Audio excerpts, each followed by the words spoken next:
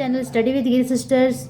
तो हमने chapter 2 start किया था रेशियो, एक्सरसाइज 2.3 हम कर रहे थे और 2.3 का क्वेश्चन नंबर 12 तक हम आई थिंक 11 तक हमने कंप्लीट कर लिया था। तो आज के इस वीडियो में जो लास्ट के 3 क्वेश्चंस रह रहे हैं दैट इज़ 12, 13 एंड 14, तो उसे आज हम कंप्लीट करेंगे। तो मेक श्योर आप वीडियो को अंत तक देखेंगे एंड चैनल को भी सब्सक्राइब कर लीजिए ताकि सारे नोटिफिकेशन आपको मिलते रहे।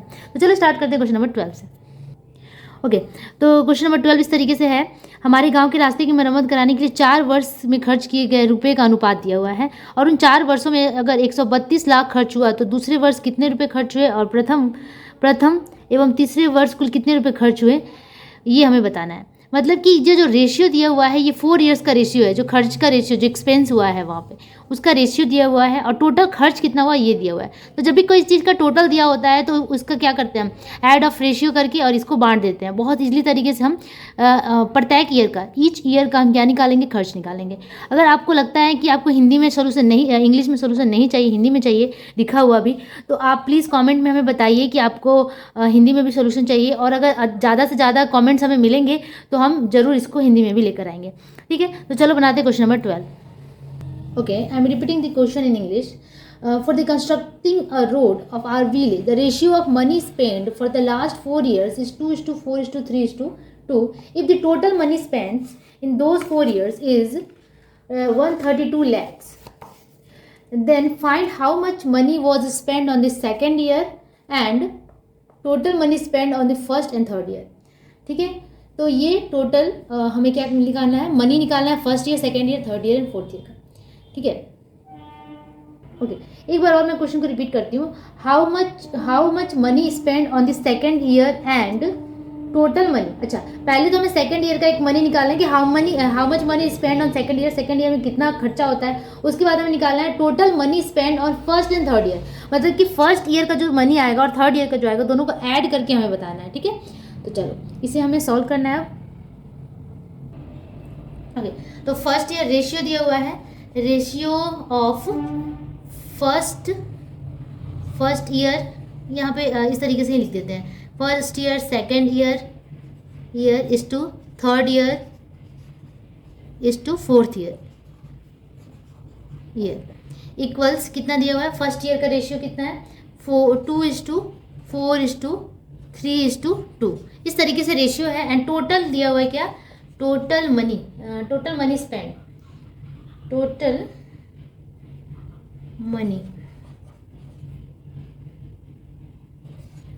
मनी क्या दिया हुआ है, the total money spend in those 4 years, total money spend in 4 years,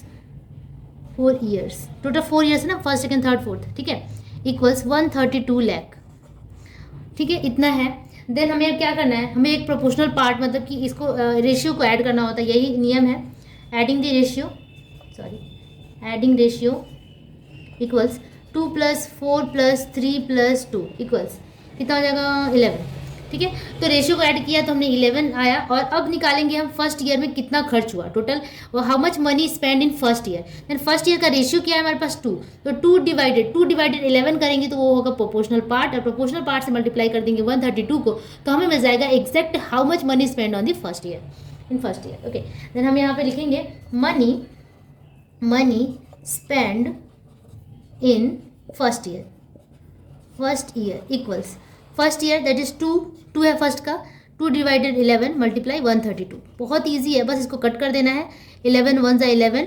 ठीक है, 13 - 11 कितना होता है 2, और 2 2 22 हो गया, तो 11 2 आप डायरेक्ट भी कर सकते हैं, बहुत ईजी होता है डिवाइड करना डायरेक्ट। तो 12 टाइम्स में ये कट हो जा रहा है। अब 12 को 2 से मल्टीप्लाई करेंगे तो कितना आ गया, 24 लाख। तो कितना खर्च हुआ था फर्स्ट ईयर में, 24 लाख। ठीक है, नेक्स्ट करते हैं second year, how much money is spend in the second year. ठीक है, then money spend in second year equals second year का प्रोपोर्शनल पार्ट कितना होगा, 4 डिवाइडेड 11 मल्टीप्लाई 132, और यहाँ तो बस वही करना है, एक बार कैलकुलेशन करो, बार बार यूज करो। 12 × 4 that means 48 lakhs। Okay, next third year, money spend in third year equals third year के लिए कितना था, 3 था ना, 3 डिवाइडेड 11 मल्टीप्लाई 132। सेम प्रोसेस 12 आएगा, 12 × 3 36 लाख। 12 3 ज़ा 36, ठीक है। तो 36 लाख हो गया थर्ड ईयर का। फोर्थ ईयर का तो पूछा ही नहीं है कि how much money spend in fourth year, तो हम नहीं निकालेंगे उसका, ठीक है। अब हमें इससे पूछा गया है कि how much money spend in second year, then answer में हम डायरेक्ट लिखते हैं that is money spend in second year equal second year 48 lakh, ये पहला आंसर। उसके बाद एक और पूछ रहा है कि total money spend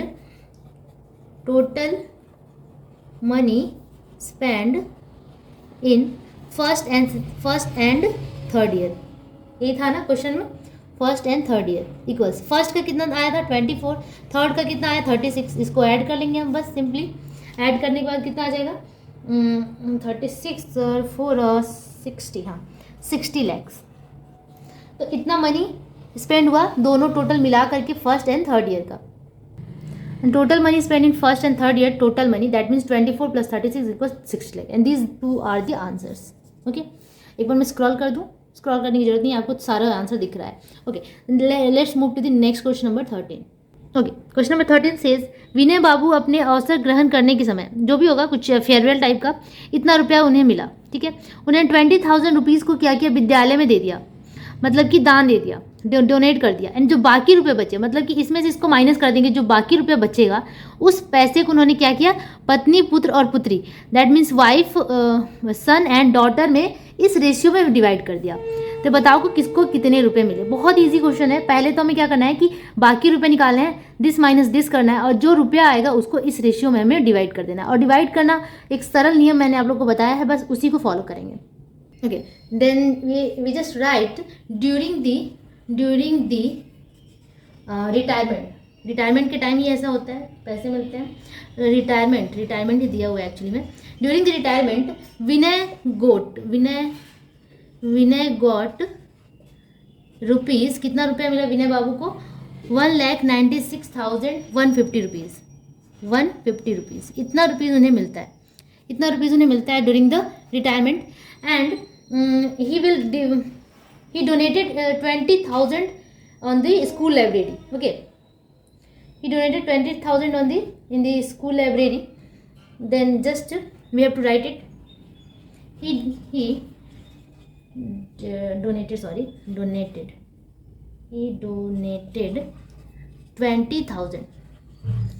Then remaining मतलब बचा हुआ, remaining money equals 1,96,150 माइनस 20,000। बस इसे हमें क्या करना है, हमें माइनस कर देना है। देन वी गेट, इसको आप कर लेना रफ में, मैंने कर रखा है, मुझे आया है 1,76,150, ठीक है। इतना मनी क्या है, रिमेनिंग मनी है ये। इस रिमेनिंग मनी को क्या करेंगे,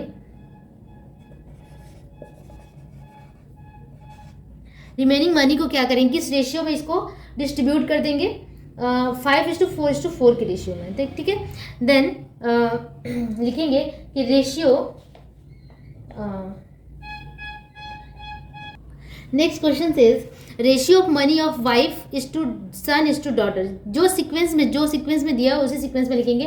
पहले वाइफ दिया हुआ है तो वाइफ लिखेंगे, उसके बाद सन, उसके बाद डॉटर। रेशियो क्या है, 5:4:4। अब ध्यान से देखो कि वाइफ को थोड़ा सा ज़्यादा मिला है और जो सन और डॉटर उसको बिल्कुल इक्वल सा ही मिला है, ठीक है। अब इसका प्रोपोर्शनल पार्ट निकालेंगे और टोटल मनी से मल्टीप्लाई कर देंगे। जो रिमेनिंग मनी था वही टोटल मनी है, इससे मल्टीप्लाई कर देंगे और हमारा आंसर आ जाएगा। तो अब हम लिखेंगे कि वाइफ को कितना मिला, वाइफ गेट्स 5। अच्छा, इसका वो लिखा लेते हैं, adding the ratio, by adding the ratio we get adding the ratio, क्योंकि प्रोपोर्शनल पार्ट एडिंग करने से ही निकलता है। 5 + 4 + 4 कितना हो गया, 5 + 4 + 4 हो गया आपका 13। ओके, देन वाइफ गेट 5/13, क्योंकि 5 वाइफ के लिए था, 5/13 मल्टीप्लाई टोटल मनी 1,76,150, इतना, ठीक है। अब इसको 13 से डिवाइड कर देंगे तो 13 एंड मैं इसको रफली कर लूँ पहले। ओके, तो रफली करने के बाद ये डिवाइड कर लेना आप लोग, आएगा 1,3,5,5,0, ठीक है। अब इसको क्या, इजिली ये डिवाइड हो जाएगा, ठीक है। इसमें मुझे बताने की जरूरत नहीं पड़ेगी, क्योंकि 13 से अगर आप इसको इस तरीके से 13 / 176,150 करेंगे तो ये बिल्कुल आपका यही आने वाला है, ठीक है। तो बस इसको ऐसे ही छोड़ देते हैं और आया कितना 13550। अब इस 13550 को 5 से मल्टीप्लाई कर देंगे, तो 5 से करते हैं मल्टीप्लाई, तो आ जाएगा 67750 रुपीज़। ठीक है, तो वाइफ को कितना मिला 76,750 रुपीज़ वाइफ को मिला। And his son and daughter, his son and daughter, देखो सन एंड डॉटर के लिए मैं एक ही बार में बनाना चाहूंगी क्योंकि दोनों का बिल्कुल ही इक्वल है। 4/13 डिवाइडेड मल्टीप्लाई दिस होगा, तो बार बार क्यों करें, दोनों को तो इक्वल ही मिला है। तो क्या लिखेंगे 4/13 मल्टीप्लाई 176,150, एक ही बार में दोनों का निकालेंगे। काटने के बाद वही आएगा 13550 मल्टीप्लाई 4 से मल्टीप्लाई करने के बाद मिलेगा हमारे 54,200 रुपीज़। ठीक है, कितना है 54,200 रुपीज़, जो कि दोनों का इक्वल है, मतलब कि सन को भी इतना ही मिलेगा और डॉटर को भी इतना ही मिलेगा। ठीक है, ठीक है, तो यही आपका आंसर हो गया। Wife gets equals 76,750 and son gets 54,200 and daughter gets 54,200 and rupees and this is the answer. Okay, तो अमीनूर चाचा ने अपने 35 कट्ठा ज़मीन में 4:3 के रेशियो के अनुपात में, मतलब इस रेशियो में बैगन और आलू की खेती की थी। प्रति कट्ठा, मतलब कि एक कट्ठा में अगर बैगन की खेती करते हैं तो 150 रुपीज़ 150 रुपये, और अगर एक ही कट्ठा ज़मीन में आलू की खेती करते हैं तो 125 रुपीज़ का उन्हें प्रॉफिट होता है। तो अमीनूर चाचा ने कुल ज़मीन से बैगन और आलू की खेती करके लाभ के परिमाण का अनुपात बताओ। जो उनको फ़ायदा होता है उसका क्या है, उसका हमें रेशियो फाइंड करना है। ठीक है, तो अगर मैं क्वेश्चन को और आगे बनाते जाऊँगी तो और ज़्यादा समझ में आएगा। ये थोड़ा सा कन्फ्यूजिंग है बट बहुत ईजी है। ओके, सपोज कि इस तरीके का एक फील्ड है, लैंड है, जिसमें 4:3 की, ये टोटल लैंड है, 4:3 मान लेते हैं। ये 4 है और ये 3, ये 3 है। तो इस पार्ट में उन्होंने क्या ब्रिंजल की खेती की है। ठीक है, इसमें उन्होंने क्या उगाए हैं, ब्रिंजल उगाए हैं, और इसमें उन्होंने क्या उगाए हैं, आलू उगाए हैं। ठीक है, पोटैटोज उगाए हैं। तो इसमें क्या कह रहा है कि अगर इसमें एक कट्ठा में, ठीक है, एक कट्ठा ज़मीन में अगर उन्हें 150 रुपये 150 रुपीज़ का फ़ायदा होता है तो टोटल उन्हें कितना फ़ायदा होगा। ठीक है, और इसमें अगर आलू की बात की जाए तो इसमें 125 पर कट्ठा लैंड में उन्हें फ़ायदा होता है। तो हमें तो पहले ये फाइंड करना होगा कि हाउ मेनी लैंड द चाचा है, अंकल है। ठीक है, मतलब अंकल के पास कितना कट्ठा ज़मीन था जिस पे वो ब्रिंजल और पोटैटोज़ की खेती करते हैं। तो हमारे पास है क्या, पहले ब्रिंजल इस टू पोटैटो दिया हुआ है 4:3। ठीक है, वहाँ से टोटल हमारे पास लैंड भी दिया हुआ है 35 कट्ठा लैंड। ठीक है, टोटल जो लैंड है वो कितने का है, 35 कट्ठा। ठीक है, अब इस 35 कट्ठा में कितने कट्ठे में वो ब्रिंजल की खेती करते हैं और कितने कट्ठे में वो पोटैटो की खेती करते हैं, ये हमें यहाँ से फाइंड करना है। आपको समझ में आ रहा होगा कि बहुत इजी है। हमें क्या करना है, ये जो लैंड है इसमें इसका प्रोपोर्शनल पार्ट दिया हुआ है 4:3, बट एक्चुअल कितने लैंड में उन्होंने बैगन की खेती की थी और कितने लैंड में उन्होंने आलू की खेती की थी ये हमें नहीं पता है। इससे हमें यहाँ से फाइंड कर लेंगे कि 35 में कितना भाग में वो आलू की ब्रिंजल की खेती करते हैं, कितना भाग में आलू की। उसके बाद हम क्या करेंगे, अगर आलू की एक कट्ठे आलू पर उन्हें 150 का फ़ायदा होता है तो टोटल जो उन आलू की खेती जितना लैंड है उसमें कितना फ़ायदा होगा, इजली मल्टीप्लाई करके निकालेंगे। तो चलो आगे बढ़ते हैं। Okay, then here it is given total land is equals to 35 कट्ठा। Okay, and brinjal part of the land for brinjal is to potato is given equals 4:3, मतलब कि 4 पार्ट में ब्रिंजल की खेती, 3 पार्ट में पोटैटो की खेती। तो total how many land brinjal occupy and how many land potato occupy, we have to find this. Just brinjal के लिए निकालेंगे कि total land for brinjal equals, brinjal के लिए लैंड कितना है, इसका तो पहले एडिंग द रेशियो कर देंगे, एड ऑफ रेशियो करते हैं। तो कितना हो जाता है 4 + 3 = 7। ये मैं बार बार भूल जाती हूँ, सॉरी। तो ऐड करने के बाद 7 आ गया, तो इसका प्रोपोर्शनल पार्ट कितना बन गया ब्रिंजल का 4/7। मल्टीप्लाई कितना करना है टोटल लैंड से 35।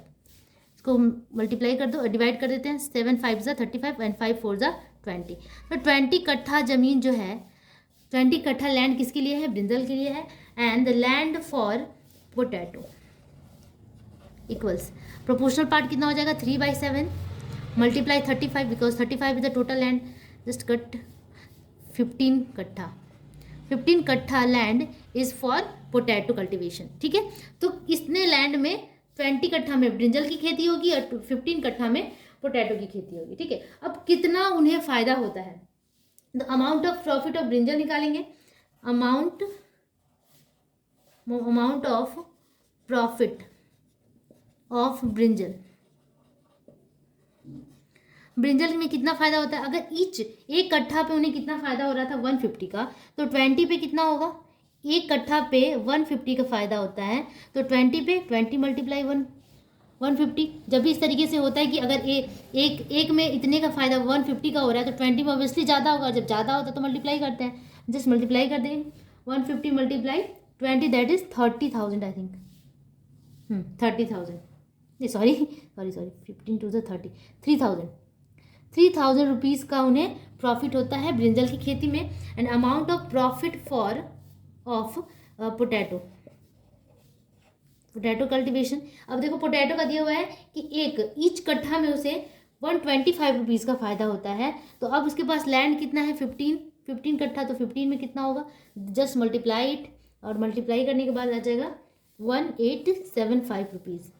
मतलब कि उन्हें जो फ़ायदा होता है amount of profit of brinjal 3,000 and for potato 1,875 rupees. And this is the answer, ठीक है। होप आप लोगों को समझ में आया होगा, बहुत ही ईजी सॉल्यूशन है। और अगर आप मेरी एक एक बात को ध्यान से सुनिएगा, जरूर समझ में आएगा, क्योंकि अगर आप मेरी बात को स्किप करते जाएंगे, ब्रेक कर देंगे, तो वो बिल्कुल भी समझ में नहीं आएगा। तो जो क्वेश्चन अगर दिक्कत होती है उसे प्लीज़ अच्छे से पूरा देखो, अगर उसको जंप करके देखेंगे तो समझ में नहीं आने वाला है, ठीक है। तो होपफुली अगर आप वीडियो जो पसंद आए तो ज़रूर लाइक कीजिएगा, और हो सके तो अपने फ्रेंड्स दोस्तों के साथ भी शेयर कीजिए, ओके। तब तक के लिए keep taxing and keep watching, we will meet soon, bye bye.